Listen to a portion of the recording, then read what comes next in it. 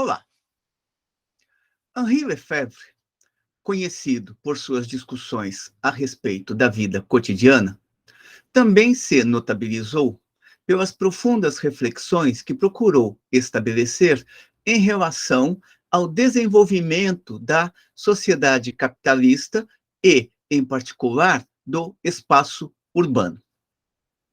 Dentre as suas obras, coloca-se uma coletânea de textos que está contida no livro intitulado Espaço e Política. Vamos tratar aqui hoje de um destes textos, que se intitula A Burguesia e o Espaço. Qual é o ponto de partida de Lefebvre nesse texto? Ele observa, inicialmente, que a arquitetura, o urbanismo, o problema da habitação e da cidade revestem grande importância, sobretudo no nível atingido atualmente pelo desenvolvimento das forças produtivas, que são forças produtivas do capital. A sequência da sua reflexão, na qual ele diz que procura seguir um método de base marxiano, ou um método de base marxista, portanto, ele reivindica para si o esforço de realizar uma análise dialética a respeito do urbano, articulando o urbano ao desenvolvimento da sociedade capitalista.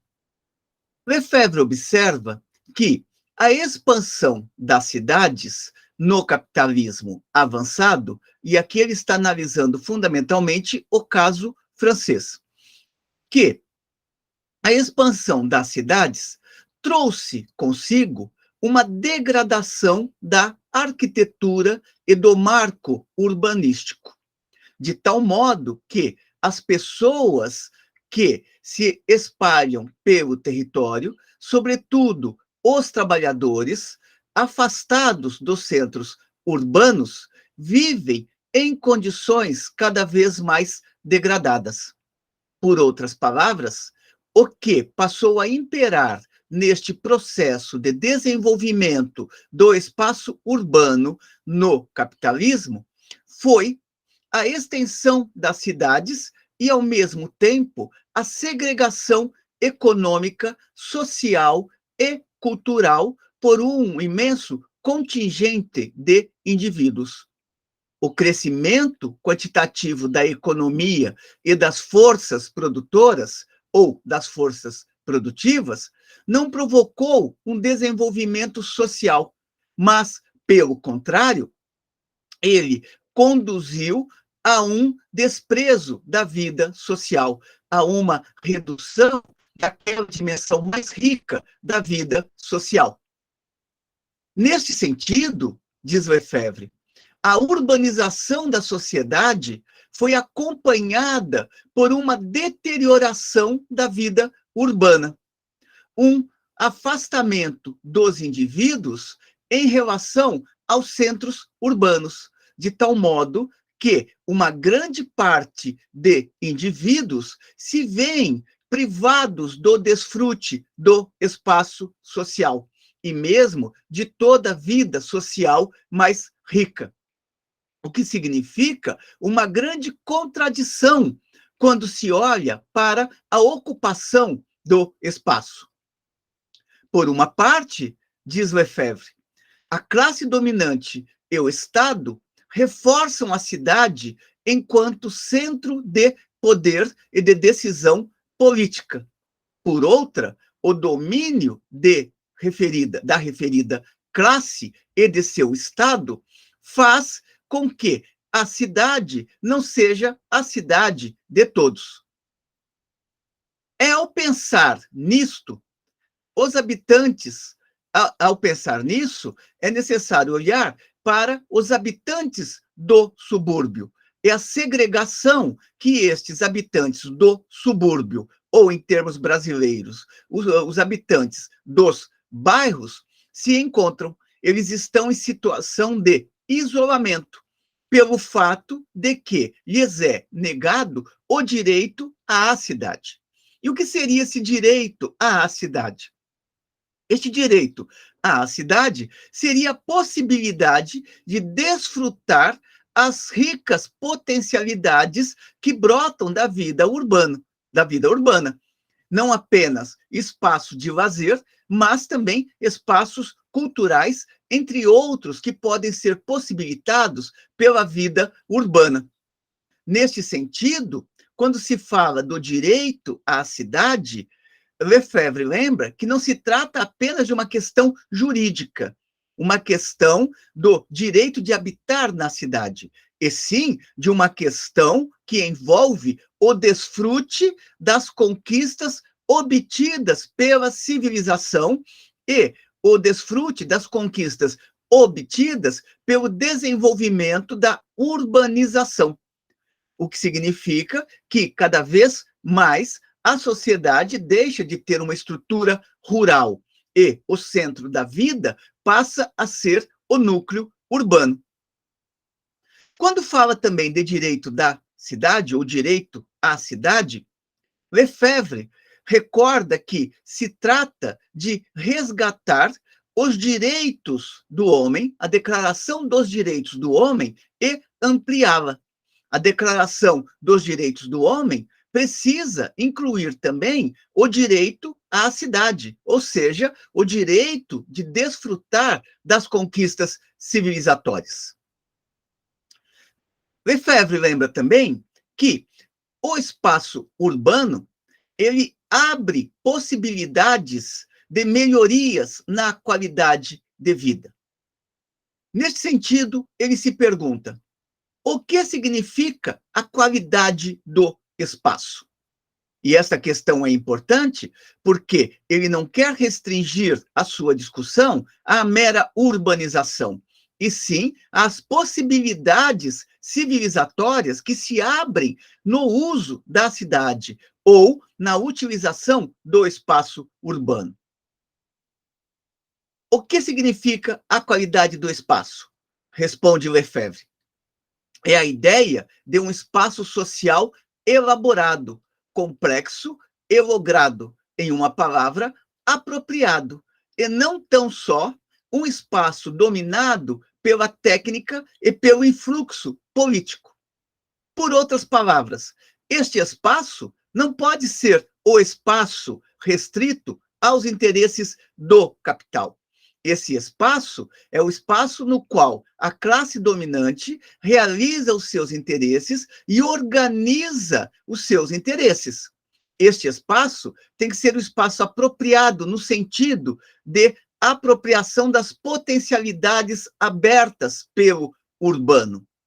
Não se trata aqui para Lefebvre, embora ele cite a questão de uma revolução que poderia conduzir a uma redefinição do caráter do urbano, não se trata aqui para ele de discutir esta apropriação num momento pós-revolucionário, e sim de desenvolver estratégias de ampliação dos direitos do homem, de tal modo que este espaço possa também se refletir diretamente em qualidade de vida para os indivíduos. É nesse sentido que ele está falando de apropriação do espaço. O espaço existe, mas ele não pode existir apenas como espaço para a realização das atividades econômicas. Ele tem que ser um espaço no qual se dê vazão também para a fruição da vida. Nesse sentido, ele observa que o desenvolvimento do urbano não realizou as suas promessas ideológicas. O crescimento econômico e o desenvolvimento social não podem confundir-se entre si.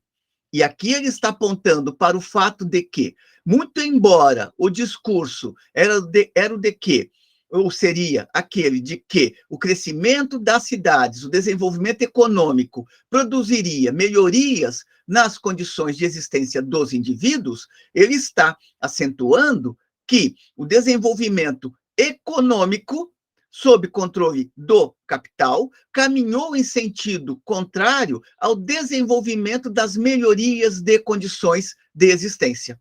Daí ele afirmar que o crescimento econômico e o desenvolvimento social não podem já confundir-se entre si. Durante muito tempo, se identificou o crescimento em todas as suas direções, demográfico, econômico, tecnológico, com o desenvolvimento social qualitativo. Se os identificou um com o outro, de tal modo a se produzir a ideia de que o crescimento econômico aportaria o desenvolvimento social, que o quantitativo, portanto, o crescimento econômico, aportaria cedo ou tarde o qualitativo, ou seja, melhores condições de existência para os indivíduos. No entanto, se percebe hoje que o quantitativo, portanto, a acumulação, a redução do espaço urbano ou econômico, não aporta o qualitativo, ou seja, melhorias nas condições de vida.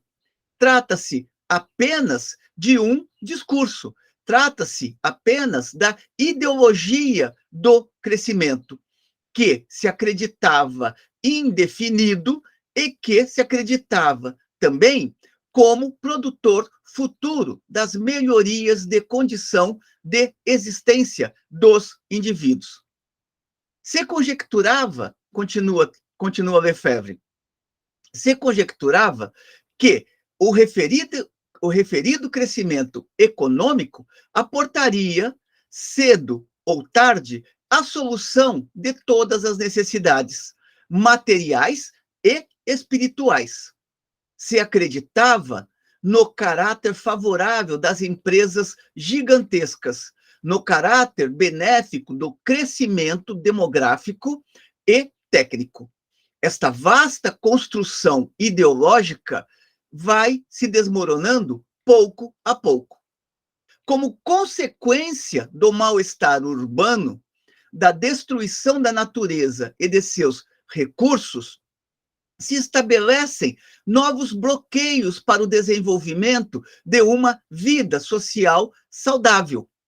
Aquilo que deveria ser o elemento promotor do desenvolvimento humano, do desenvolvimento de uma vida melhor para os indivíduos, vai se tornando um obstáculo para estes mesmos indivíduos, muito embora continue se desenvolvendo o discurso do crescimento econômico.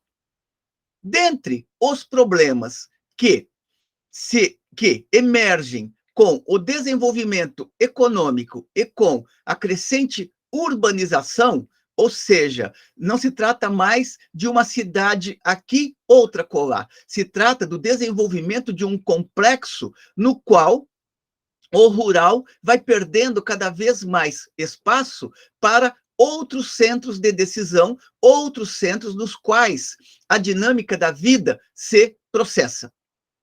Este desenvolvimento trouxe como uma de suas consequências a questão ambiental.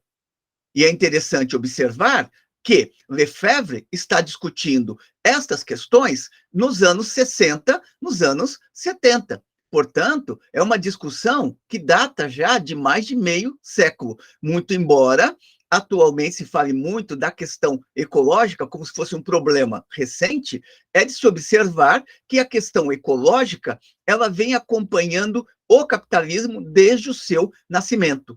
Engels já fala da questão ecológica no texto da situação da classe trabalhadora na Inglaterra, assim como Lefebvre está retomando esta discussão, ou citando esta discussão, neste texto dos anos 1960.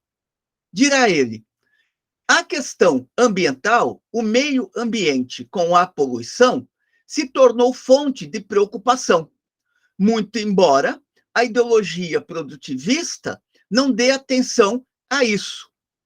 Contudo, é possível que, diante dos problemas ambientais, esta discussão produtivista entre em declínio e emerja uma nova discussão, um novo referencial para os indivíduos, que seria discutir a questão ambiental.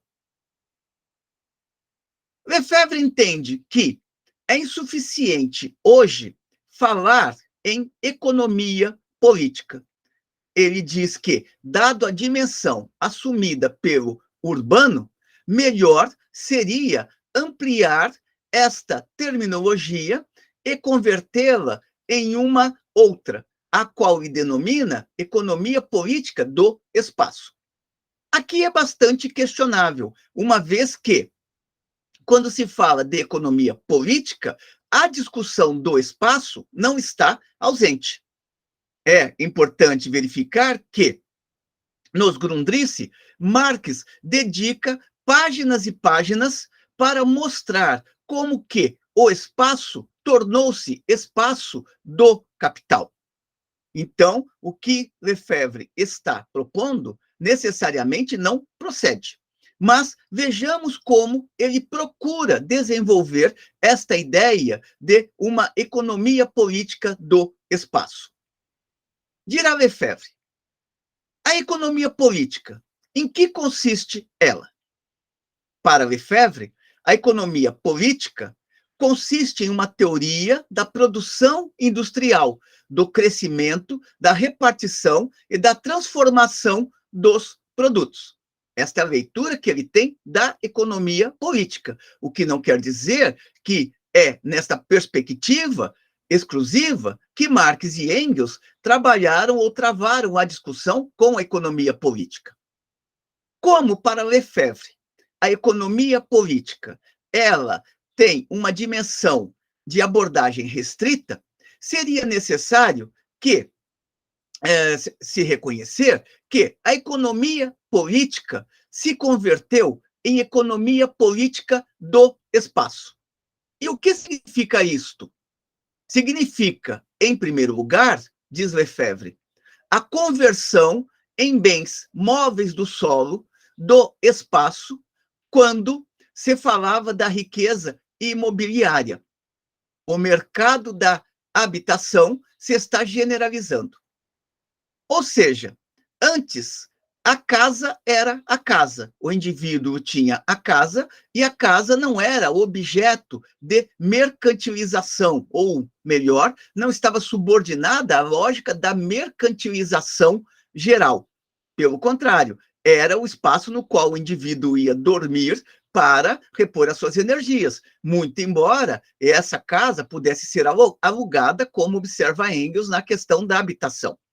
No entanto, na sociedade contemporânea, a casa ela passou a ser algo que entra no circuito mais direto da acumulação capitalista, uma vez que a casa ou o imóvel ou a habitação se subordinou cada vez mais a movimentos especulativos, a movimentos que se integram diretamente ao processo de acumulação capitalista. Daí que ele está jogando a atenção nesta necessidade de se fazer uma economia política do espaço. O espaço não é mais apenas aquele lugar onde os indivíduos circulam. O espaço se tornou cada vez mais mercantilizado. É esta a ideia que Lefebvre tenta aportar nesta discussão. A mercantilização do espaço. Dirá ainda Lefebvre, a construção deixou de ser um ramo da indústria secundário, um setor subordinado da economia.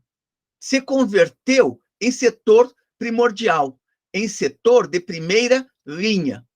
Desempenha um papel estimulante no seio da economia capitalista atual. Se converte em um ramo essencial da produção.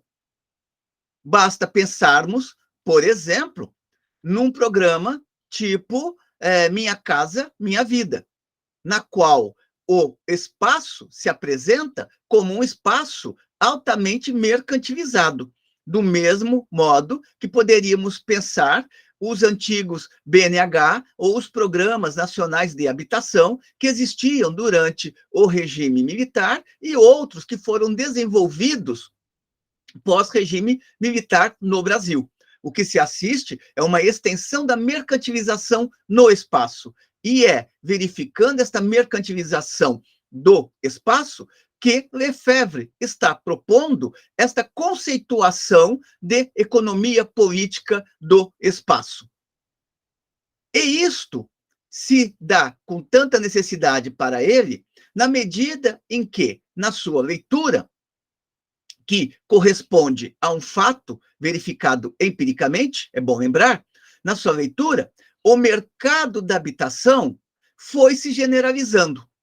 O espaço é tratado de maneira a ser tornado homogêneo. E por quem? Pelos construtores, os arquitetos, os promotores, os indivíduos que dispõem de capitais e tomam a iniciativa de levar a cabo construções rentáveis. O que seria esta homogeneização do espaço? Seria você subordinar a ocupação do espaço a construções que são basicamente idênticas. Se pegarmos vários conjuntos habitacionais, eles acabam ocorrendo muitas vezes fora dos grandes centros urbanos, as casas são construídas dentro de um determinado padrão e elas estão, em geral, a uma certa distância que possibilite a especulação imobiliária. A arquitetura que se desenvolve é uma arquitetura única. Não se vê uma casa do projeto Minha Casa Minha Vida com 2 andares, ou então uma residência do Minha Casa Minha Vida com piscina no fundo, ou então com jardins para que se pratique um pouco de lazer. Pelo contrário, são construções uniformizadas e não apenas naquele local, são construções uniformizadas no território nacional. Daí que se torna possível pensar a questão da homogeneização do espaço. É bom lembrar que Lefebvre está se referindo aqui à França, àquele processo de expansão das construções na França, e nos quais foram construídos também conjuntos habitacionais muito parecidos uns aos outros e ocupados dentro da mesma lógica. E quem é que desenha este novo espaço urbano? Quem desenha estes novos espaços urbanos são as construtoras, os arquitetos, os divulgadores daqueles espaços urbanos, os indivíduos que detêm os capitais e que tomam a iniciativa de levar a cabo construções que sejam rentáveis. Neste sentido, diz Lefebvre, o que se assiste é a uma subordinação do espaço ao dinheiro e ao capital. E isto acarreta uma quantificação que se estende desde a avaliação monetária e a comercialização de cada parcela até a totalidade do espaço. Ou seja, há uma avaliação se é rentável ou não construir naquele terreno longínquo dos centros urbanos, ou mesmo se é rentável ou não construir mais próximo a determinados centros urbanos. Feita esta avaliação, há uma outra, que é aquela que se refere a quanto se vai ganhar com aquelas construções, quanto se vai rentabilizar com aquilo. E o outro cálculo é de como comercializar aquelas construções para que a rentabilização se realize. Só que estas construções não são feitas com a preocupação arquitetônica, mas tão somente com o princípio da rentabilidade. Isto é válido até mesmo quando se pensa esta homogeneização, é válida até mesmo quando se pensa nos atuais condomínios de luxo. Todos eles construídos dentro de um padrão, onde você pode jogar golfe dentro daquele determinado condomínio, você pode ter o seu próprio posto de gasolina, você tem o seu espaço de corrida, a sua quadra de tênis, não deixa de ser uma homogeneização do espaço. Lefebvre observa também que esta mercantilização do espaço, ela invadiu também o solo agrícola. E o próprio solo agrícola se torna cada vez mais propriedade capitalista. Portanto, também o solo agrícola, ele entra dentro da totalidade do espaço subordinado ao capital. O próprio espaço agrícola passou a ser mecanismo de mercantilização. Já não é mais exclusivamente aquele pedaço de terra onde o indivíduo procurava tirar o seu sustento. Ele passa a ser também um pedaço de terra que fica sujeito às leis do mercado e é incorporado cada vez mais às leis do mercado. Basta ver como que, cada vez mais, a cidade se estende àquilo que antes era o rural, de tal modo que o próprio rural se urbaniza. Prossegue Lefebvre, observando que, ao mesmo tempo, o espaço edificável se torna cada vez mais escasso na proximidade dos centros ou núcleos de população. O espaço passa a formar parte das novas e modernas raridades. Essa raridade, mantida e utilizada em torno aos núcleos urbanos, permite uma especulação desenfreada. É o que acontece geralmente com os novos conjuntos habitacionais. Eles são construídos distantes da cidade ou dos centros urbanos mais ativos. Entre estes núcleos habitacionais e os centros urbanos mais ativos, cria-se todo um vazio de terrenos que futuramente poderão ceder espaço para construções, e com isso se especula estes espaços vazios. Acaso é necessário, diz Lefebvre, acaso é necessário acrescentar que a raridade do espaço corre ao lado com a crescente escassez de recursos e de bens antes abundantes, como a água, o ar e, inclusive, a luz? Chegamos, portanto, diz Lefebvre, a uma ideia essencial. O capitalismo se manteve através da conquista e da integração do espaço. Faz já muito tempo que o espaço deixou de ser um âmbito geográfico passivo ou um âmbito geográfico vazio. Se converteu em instrumentalista, ou seja, se converteu em espaço subordinado à lógica do capital. Lefebvre observa ainda que, hoje, a produção agrícola se transformou em um setor da produção industrial, portanto, se transformou em produção capitalista. Inversamente, esta se adapta tanto aos recursos econômicos como às necessidades técnicas do dito conjunto. A integração da agricultura se operou através da constituição de grandes explorações destinadas ao cultivo dos cereais ou à criação do gado.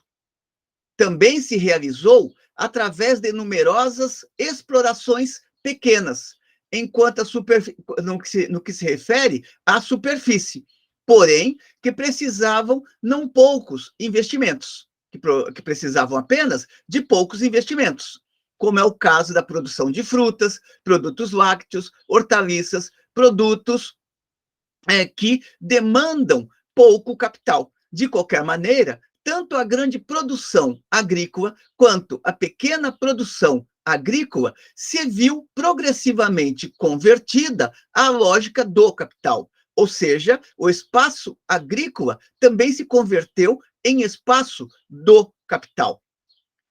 Ou, em outras palavras, como diz o próprio Lefebvre, o capitalismo se apoderou deste espaço segundo suas exigências econômicas, políticas e culturais. No que se refere à cidade, Lefebvre observa que a tendência foi a constituição cada vez maior de zonas periféricas em torno à cidade. Existe o núcleo urbano central e existem as zonas periféricas, aquilo que, por vezes, se chama no Brasil por cidades satélites.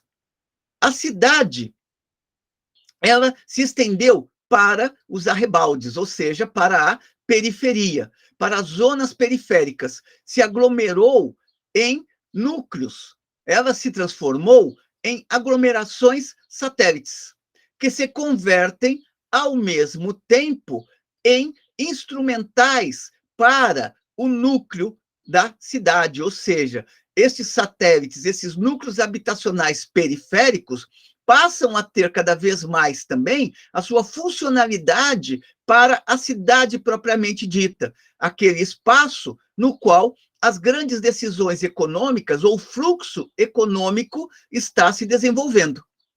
Na cidade moderna, deste modo, existe um verdadeiro consumo produtivo do espaço, dos meios de transporte, das edificações, das ruas. Ou seja, tudo que vai sendo delineado no espaço urbano vai sendo delineado de acordo com a lógica do capital. Não existe a construção caótica ou a ideia do crescimento caótico no sentido de que não há um planejamento. Há sim um planejamento, só que é um planejamento que está subordinado à lógica do capital. E como a lógica do capital não está voltada para contemplar o humano, e sim contemplar única e exclusivamente os interesses do próprio capital, pouco importa para o capital como estas cidades se estendem, desde que no plano imediato o capital possa extrair desta expansão mecanismos fundamentais para a continuidade do processo de acumulação. Lefebvre observa que esta forma de crescimento, ela tem um outro impacto que não é apenas o ambiental. Ela tem um impacto sobre a força de trabalho, que precisa ser conservada, mas é conservada em condições cada vez mais degradadas. Ele observa que a força de trabalho utilizada na produção e conservação do espaço, nos transportes, na multiplicidade de atividades denominadas serviços, é, em geral, mal retribuída. E, ademais, escassa a composição orgânica do capital investido. Tudo isto se leva ainda a cabo partindo da base jurídica e prática da propriedade do solo. Ou seja, o capital se expande e ele se expande também se apoiando em relações jurídicas. Não se ocupa o espaço sem uma determinada legitimação jurídica de ocupação deste espaço. Mas este espaço não é ocupado para atender às necessidades verdadeiramente humanas, então somente às necessidades do capital. É importante observar também, diz Lefebvre, que as forças produtoras concernem a totalidade do espaço. Fluxos diversos, energias, matérias-primas, informações, redes de distribuição dos produtos. Ou seja, cada vez que o espaço se estende, mais se complexifica a dinâmica da sociedade capitalista, mais o urbano se torna um complexo de complexos. De tal modo que as relações sociais no seio do capitalismo, isto é, as relações de exploração e de domínio, se mantêm por e na totalidade do espaço, mas sempre de uma maneira instrumental, ou seja, visando atender às necessidades do próprio capital. Lefebvre encerra, vai caminhando para a conclusão destas reflexões, observando que o capitalismo não se contenta unicamente com integrar o espaço. Ele instituiu setores de novo cunho, inserindo-os dentro de sua expansão. E dentro desta expansão, encontra-se, inclusive, o ócio, ou seja, o lazer. O lazer passa a ser subordinado também à lógica do capital. Constitui-se no espaço urbano uma verdadeira indústria do lazer. A indústria do lazer, dirá Lefebvre, se torna também uma indústria de importância capital. Se conquistou para satisfazer o ócio, o lazer, se conquistou para satisfazer o ócio, o mar, as montanhas, inclusive os desertos. A indústria do ócio se conjuga intimamente com a da construção, com o fim de prolongar a cidade e a urbanização. Ou seja, na medida em que o lazer se subordina à lógica do capital, é necessário que se construam também espaços para que este lazer seja exercido. Só que são espaços novos que estão atrelados à lógica do capital. Pensemos, por exemplo, em pousadas, em rede de hotéis, em parques aquáticos.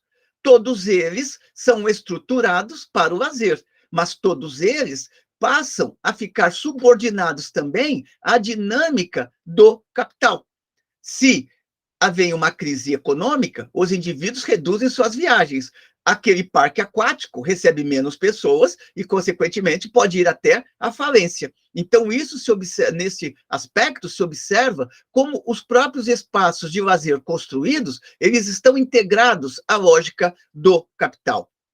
Esta indústria do ócio se estende ao espaço não ocupado pela agricultura e a produção industrial clássicas. Continua Lefebvre observando, desta vez focando na questão do ócio, que o ócio requer determinadas qualidades por parte do espaço.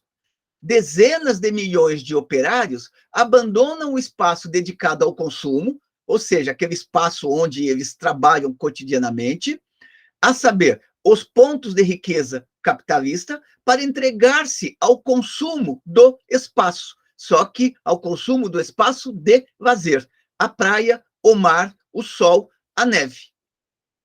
A urbanização generalizada não generalizou unicamente a especulação chamada imobiliária, observa também Lefebvre. Não unicamente serviu para apoiar a comercialização do espaço, provocou também um caos no que a cidade e o campo chegam a intrincar-se de forma bastante confusa. É a ideia de que a cidade chega ao campo, de tal modo que as fronteiras entre cidade e campo são cada vez mais imperceptíveis. De tal estado de coisas, se desprende uma nova forma de planificação, a planificação espacial. Vai mais além das técnicas de planificação através dos balanços financeiros. Se integra dentro de uma estratégia e de uma prática mais globais. Ou seja, cada vez mais o espaço tem que ser o espaço planejado, tem que ser o espaço planificado, mas planificado pela lógica do capital. Os mecanismos e as trajetórias da mais-valia se vão tornando mais e mais complexos. A mais-valia não se realiza já ali onde se produz, se reparte em escala mundial em função da estratégia das potências econômicas, financeiras e políticas. A produção, a realização e a repartição da mais-valia concernem, desta forma, ao espaço planetário inteiro. Ou seja, o capital ganha o mundo e este espaço global passa a ser cada vez mais coordenado pela lógica do capital. Portanto, diz ele, é em razão disso que se torna imperativo, se torna necessário se falar de uma economia política do espaço. Se passa, neste sentido, da produção das coisas no espaço a produção do espaço planetário. Isto envolvendo, supondo aquele. Por outras palavras, não se trata apenas de pensar na produção propriamente dita de mercadorias, e sim em como também o espaço se torna uma mercadoria. E, nesse sentido, se torna problemática, inclusive, esta tentativa de conceituação de Lefebvre, uma vez que o espaço, ele, desde o desenvolvimento do capitalismo, ele se integra como espaço do capital, ele se torna uma mercadoria. Daí se discutir, por exemplo, a teoria da renda, ou mesmo a discussão de que, cada vez mais, o urbano passa a existir como uma extensão do capital. Fica extremamente problemático entender-se que a conceituação de economia política é insuficiente. Entende-se a preocupação de Lefebvre. O que é duvidoso é se esta conceituação efetivamente se sustenta ou é necessária, uma vez que mais útil seria pensar em como este espaço que ele está procurando discutir é um espaço que necessariamente está cada vez mais integrado ao capital, não apenas no momento em que o capital chega ao estágio desenvolvido da sociedade capitalista, mas sim no próprio processo de desenvolvimento do modo de produção capitalista. Dirá Lefebvre, o espaço se torna estratégico, e poderíamos dizer, para o capital, o espaço sempre foi estratégico, ainda que nem todo o espaço, nos momentos anteriores, tenha estado sob o controle da mercantilização.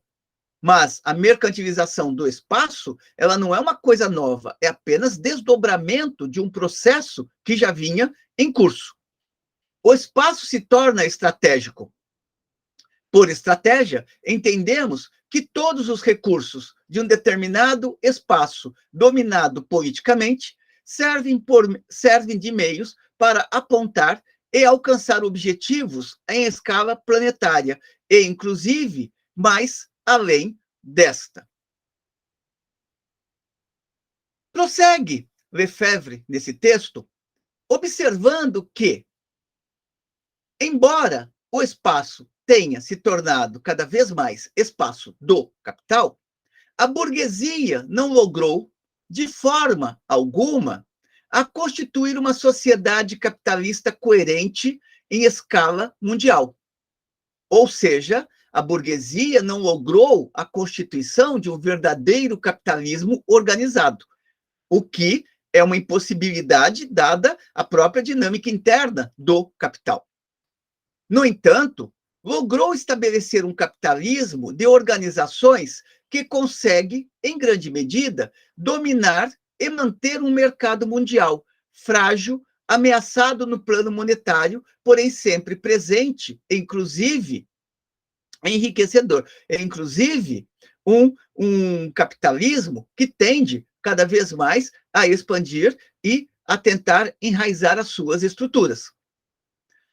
A propriedade do solo, muito longe de constituir um obstáculo para o crescimento dentro do marco do capitalismo, há suposto seu ponto de apoio, há se tornado uma extensão do capital.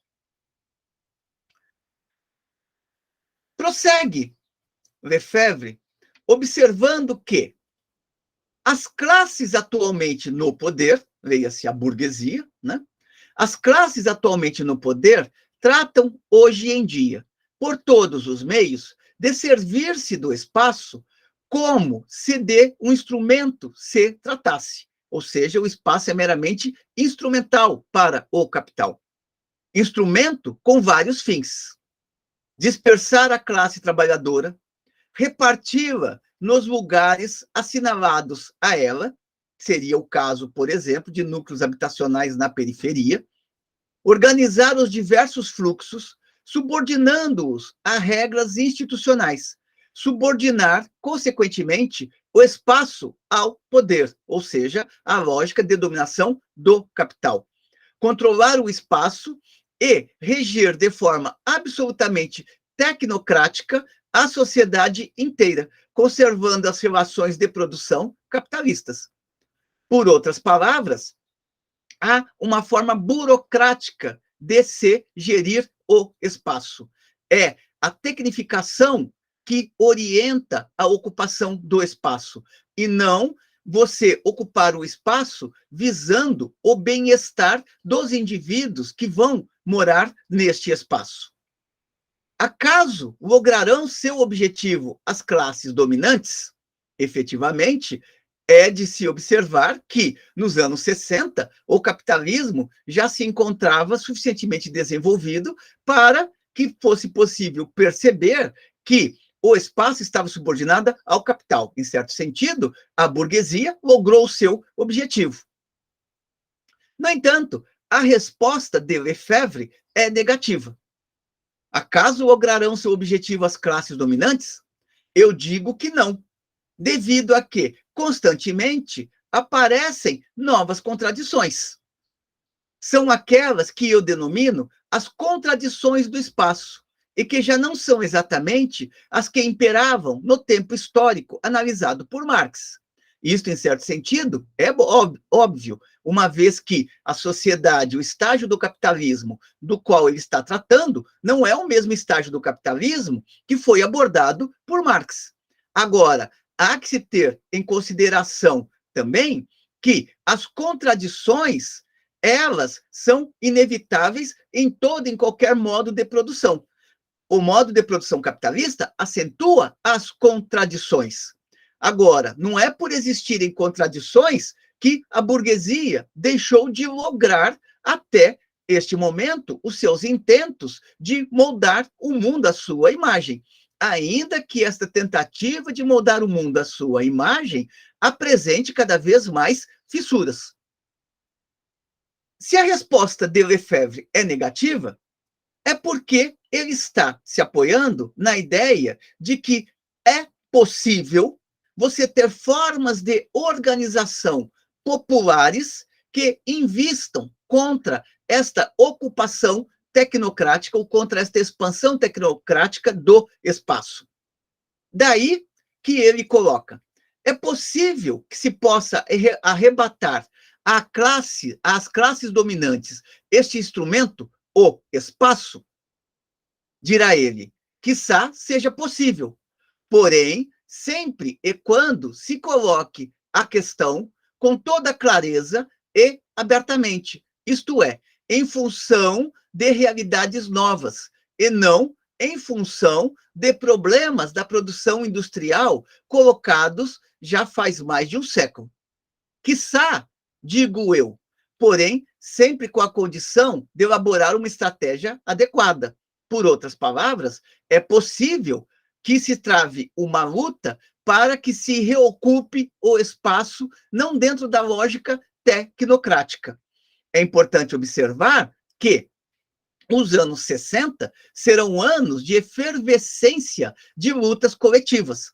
Provavelmente, esta leitura de Lefebvre está ancorada com ou está inspirada por estas lutas coletivas que estavam se desenvolvendo nos anos 60. Dirá ele ainda, a questão da vivenda, a questão da habitação, tratada por Engels, se converte em uma parte da questão urbana, a qual, por sua vez, se transforma em uma parte da questão do espaço. Todas estas questões não podem resolver-se senão através de uma questão, através de uma apropriação coletiva do espaço. Ou seja, aqueles movimentos que hoje se chama movimentos da sociedade civil, e que ele vai nominar como sendo os movimentos de diversas índoles, que têm origem nos usuários da cidade. Dirá textualmente Lefebvre, os movimentos de diversas índoles dos usuários formam parte integrante do movimento político geral. Se trata unicamente de levar a bom termo para e com a classe operária as lutas de classe. Ele vai falar, ora, nada contra a luta de classes, mas Caso a classe trabalhadora conquiste o poder político e caminhe em direção a uma nova sociedade, o que fazer depois? Incrementar a produção, de repartir melhor as rendas, tal como acontece hoje em dia, planificar a produção em relação ao consumo? É deter o crescimento pura e simplesmente? Isto resulta impossível, tanto deter o crescimento pura e simplesmente, como se reduzir a discussão à lógica produtivista. O que é necessário, diz Lefebvre, é orientar ao mesmo tempo que se trata de limitar esta lógica tecnocrática e se trata de orientar o desenvolvimento para uma outra forma qualitativa de desenvolvimento social. Lefebvre está colocando aqui o seguinte: nada contra a classe trabalhadora travar as suas lutas, nada contra se romper com o capitalismo e se lutar para se chegar a uma sociedade socialista. No entanto, uma sociedade socialista que avançasse provavelmente para, ou possivelmente, para uma sociedade comunista, ela não pode reduzir a sua lógica a pensar apenas em uma planificação da produção e do consumo, a fim de atender às necessidades humanas. Ela pode até pensar uma planificação no sentido daquilo que vai ser produzido, mas ela terá que avançar para uma discussão também do espaço no qual se vive, uma vez que é necessário que se caminhe paralelamente para um desenvolvimento social qualitativo no que se refere ao uso do espaço. A história, diz Lefebvre, a história nos ensina que não existe criação de formas sociais e de relações sociais sem a criação de um espaço apropriado. Ou seja, este espaço tem que ser pensado também em termos de qualidade de existência dos indivíduos. E o que é qualidade de vida? Pergunta Lefebvre. E ele responde: é uma outra forma de viver. Implica também mudar a vida. Porém, mudar a vida tomando em consideração o espaço da totalidade do planeta, sem excluir a criação aqui e acolá de espaços. Por outras palavras, é necessário que a vida social continue a se expandir, mas ela tem que se expandir levando consigo também, paralelamente, uma mudança na qualidade de vida, na forma de viver, de tal modo que os indivíduos possam ter uma existência cotidiana mais rica.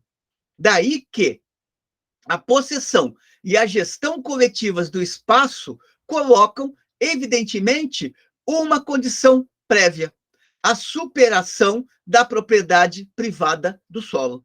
Portanto, é necessário que, para que este movimento se efetive, se rompa com a ideia do solo enquanto propriedade privada, uma vez que, enquanto propriedade privada, o solo tende a ficar subordinado à lógica tecnocrática.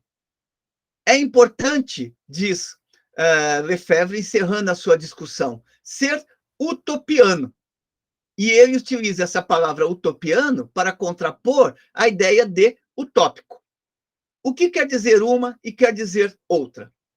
Dirá ele: utopiano está em contraposição a utópico. Ou seja, o que não resulta factível hoje por hoje, porém que pode ser-lo em algum dia. Ou seja, utopiano seria reconhecer que hoje, dentro da sociedade subordinada que está à lógica do capital, é impossível pensar uma ocupação do espaço dentro da lógica humana, dentro da lógica da qualidade de vida. O que não significa que não se deve continuar lutando para que, em momento futuro, em um processo futuro, se estabeleçam as condições para que os indivíduos possam utilizar o espaço enquanto espaço de fruição, uma vez que o espaço tem valor de utilização e não unicamente um valor apenas de troca. Ou pegando a própria passagem final de Lefebvre, o espaço tem um valor de utilização e não unicamente um valor de mera troca. Ou seja, o espaço ele não pode ser reduzido à condição de mercadoria. São essas as reflexões que Henri Lefebvre coloca neste livro, intitulado Espaço e Política. Utilizei aqui a edição espanhola deste livro, que foi publicada em 1976. Espero que tenham gostado da discussão. Assinem o nosso canal, encaminhem as suas sugestões positivas ou negativas e continuemos aqui em nosso trabalho em defesa da sociologia. Até uma próxima.